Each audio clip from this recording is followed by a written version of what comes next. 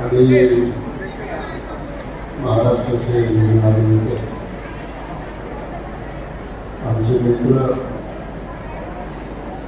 आदरणीय वल्लभ शेठ यांच्या 75व्या वाढदिवसाच्या निमित्तानं आज या भव्य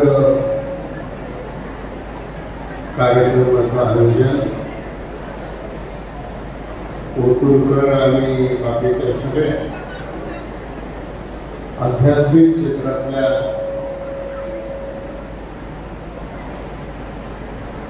संत महंत असलेल्या मंडळींनी पुढाकार घेतला. आज माननीय छोटे महाराज यांनी आपल्या कीर्तनाच्या माध्यमातून आपल्याला अनेक गोष्टी सांगितलेल्या आहेत. बऱ्याच वेळेला काय होतं, आपण ऐकतो बरंच, पण घरी जाताना घेऊन काहीच जात म्हणजे विचार, ते विचार घेऊन जाण्याच्या दृष्टिकोनातून त्यांनी आता एक नवीन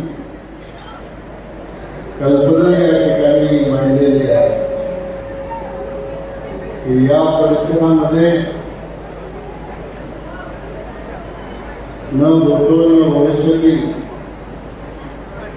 अशा प्रकारच्या एका आध्यात्मिक सोहळ्याचं आयोजन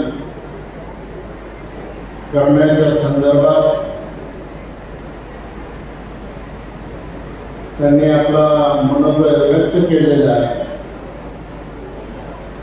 महाराज, तुम्हाला मी एवढंच सांगतो की या तुमच्या कार्यक्रमासाठी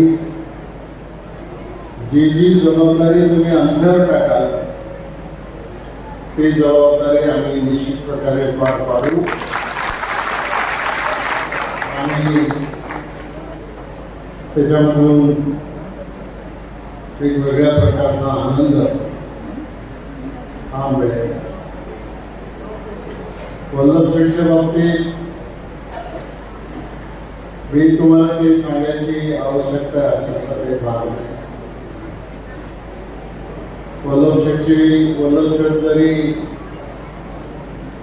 वयाने माझ्यापेक्षा थोडेसे मोठे असले, ज्येष्ठ असले, तरी आमची जी मैत्री होती ती अशी अतूट अशी मैत्री होती. वल्लभ शेठ ज्या वेळेला विधानसभेच्या निवडणुकीला उभे राहिले ते 6 वेळा उभे राहिले आणि 4 वेळा निवडून आले. 2 वेळा लोकांनी त्यांना देखील थांबवलं, परंतु त्या 10 वर्षाच्या काळामध्ये मी मंत्री असताना माझ्यापेक्षा वल्लभ शेठ हे मंत्री आहेत असं समजून दरवेळेला त्यांना पुढे घेऊन कार्यक्रम करायचं काम आम्ही करत होतो. हा आमचा अंतर्गत जसं आपण सांगितलं की हा आमचा कौटुंबिक सोहळा आहे, कौटुंबिक जिव्हाळा आहे आणि हा कौटुंबिक जिव्हाळा असाच पुढे राहावा त्याच्यासाठी आपल्याला काम करायला लागतं. छत्रपती वल्लभ शेठच्या संदर्भात एक 2-3 गोष्टी फक्त मी सांगतो की त्यांनी जिथं छत्रपती शिवाजी महाराज जन्माला आले त्या शिवनेरी गड आणि परिसर विकासासाठी 100 कोटी रुपयाचा निधी मंजूर करून आणला आणि हळूहळू पुरातत्व खात्याकडं किल्ला असल्यामुळं त्याला थोडा विलंब लागतो, परंतु छत्रपतींच्या जन्मस्थानाचं एक महत्त्व त्या ठिकाणी जगामध्ये वाढेल अशा प्रकारचा एक प्रामाणिक प्रयत्न त्यांनी केला. धरण असेल कालवे असतील, बंधारे असतील, त्याच्या माध्यमातून शेतीला बारमाही पाणी, टोमॅटो, ऊस, द्राक्ष, कांदा, केळी, शेतीचं उत्पादन, दुधाचं उत्पादन या सगळ्या क्षेत्रामध्ये त्यांनी त्या ठिकाणी राहून कामगिरी केली. वीज उपकेंद्रांचं जाळं या तालुक्यामध्ये उभं केलं, म्हणून आज शेतकऱ्याला एक प्रकारची वीज देण्याच्या संदर्भामध्ये आपल्याला या ठिकाणी कुठलीही अडचण त्या ठिकाणी नाही. 150 पतसंस्थांची स्थापना वल्लभ शेठच्या सहकार्यानं आणि वल्लभ शेठच्या पुढाकारानं झाली, की ज्याच्यामध्ये आज जो सामान्य माणूस आहे, ज्याच्याकडं ऐन वेळेला ज्याला पैसे मिळत नाहीत, गरज असते, त्यावेळेला या पतसंस्थांनी त्यांना मदत करायची भूमिका घेतली. 4 महाविद्यालय, 4 अभियांत्रिकी कॉलेजेस, ITI, आश्रमशाळा या सगळ्या उभारणीमध्ये त्यांचं योगदान अतिशय महत्त्वाचं आहे. आणि राष्ट्रीय एकात्मतेला सतत प्राधान्य देणारं नेतृत्व म्हणून त्यांनी जुन्नर सारख्या शहराला एका मुस्लिम महिलेला जुन्नरचं नगराध्यक्षपद दिलं.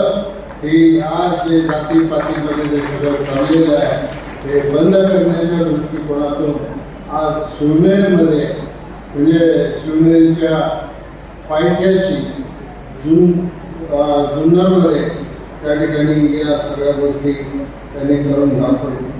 तसंच देवराम लांडगेसारख्या एका आदिवासी तरुणाला जिल्हा परिषदच्या अध्यक्षपदाची संधी वल्लभ शेठ मुळंच त्या ठिकाणी मिळाली. खरं तर ती संधी खेळला द्यायची होती, परंतु भांडून देवराम लांडगे यांनी त्या ठिकाणी जिल्हा परिषदचं अध्यक्षपद आणि राज्यमंत्री पदाचा दर्जा हे तुम्हाला त्या ठिकाणी केवळ वल्लभ शेठ मिळालं, हे तुमच्या लक्षामध्ये असायला पाहिजे. आता आमचा आज अतुल शेठ जरी तरुण असले आणि तुम्ही सगळ्यांनी त्यांना आमदार म्हणून निवडून दिलं, आमदार म्हणून निवडून दिल्याच्या नंतर मी पाहतो की या तालुक्यासाठी काय करू आणि काय नको अशा प्रकारची भावना अतुल शेठच्या मनामध्ये असते. आणि सातत्यानं कामांचा पाठपुरावा करणं आणि तो पाठपुरावा पूर्ण करण्याच्या दृष्टिकोनातून त्यांचा प्रयत्न सुरू असतो. मी अधिक त्याच्याबद्दल सांगून आपला वेळ घेत नाही, पण अतुल असेल, अमोद असेल, अमित असेल, ही तिन्ही वल्लभ शेठची मुलं अमोल डॉक्टर म्हणून आज समाजाची सेवा करतायत. आज अतुल शेठ हे आमदार म्हणून काम करतायत आणि अमित हे लक्ष्मणासारखं एक धाकट्या भावाचं काम अतुल शेठच्या पाठीमागं या तालुक्यामध्ये करायचा प्रयत्न करतात. महाराज, मी आपल्याला एक सांगू इच्छितो की आम्ही सुद्धा जरी वारकरी जरी नसलो तरी अध्यात्माबद्दल एक अतिशय मनापासून प्रेम असणारे लोक आहोत. आम्ही पण आळंदी पंढरपूरला जात असतो, म्हणजे आषाढीला नाही जाता आलं तर नंतर जातो. आधी आषाढीलाच जात होतो, आमचे वडीलही जात होते, परंतु तिथं गेल्यामुळे जो आनंद मिळतो तो आनंद इतर कुठे मिळत नाही.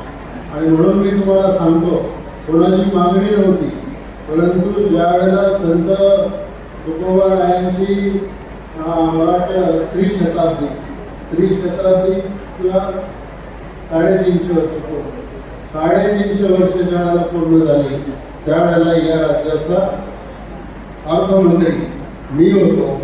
आणि त्या वर्षी मी बजेट मांडलं होतं आणि बजेटमध्ये या देहू आळंदी पंढरपूरच्या विकासासाठी 350 कोटी रुपये दिलेले होते. हे आपण राष्ट्रामध्ये बोलत आहे.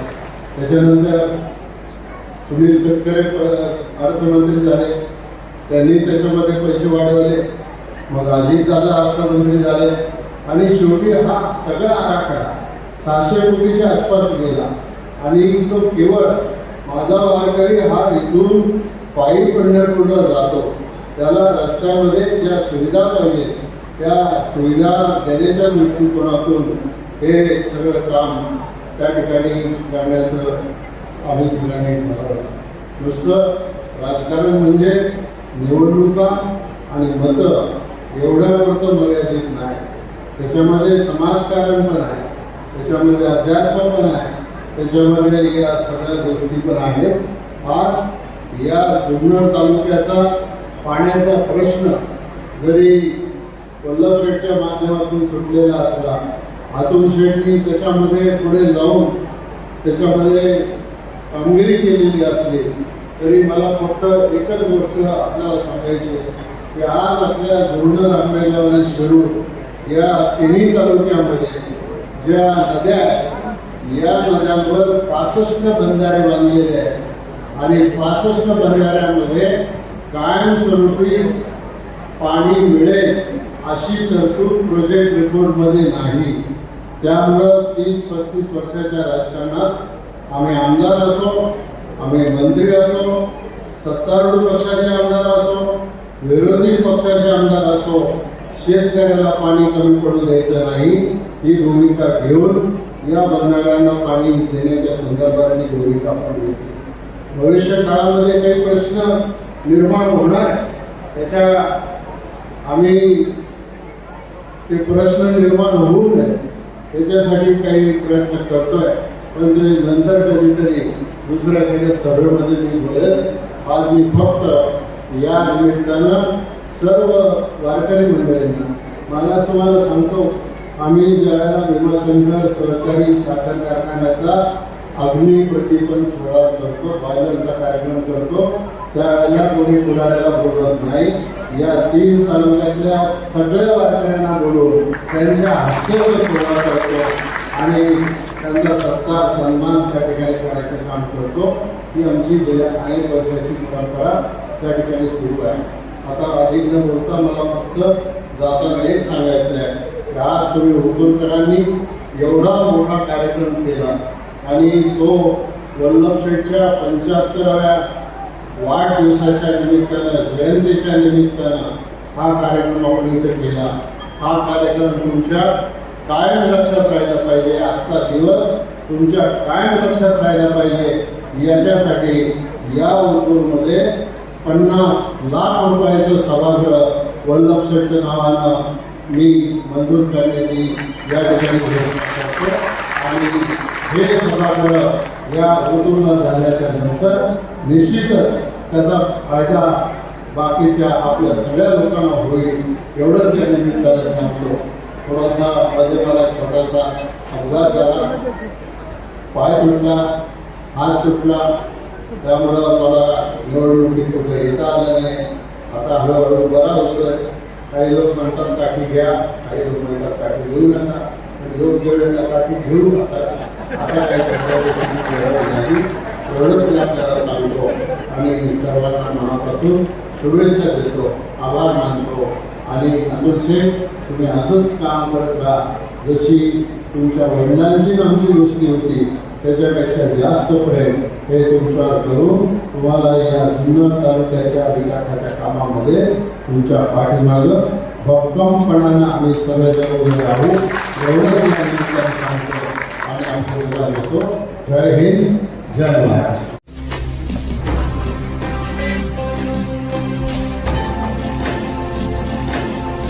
ताज्या घडामोडी आणि नवनवीन माहिती मिळवण्यासाठी समाज दर्पण या YouTube चॅनलला सबस्क्राइब करा आणि बेल आयकॉनवर क्लिक करा.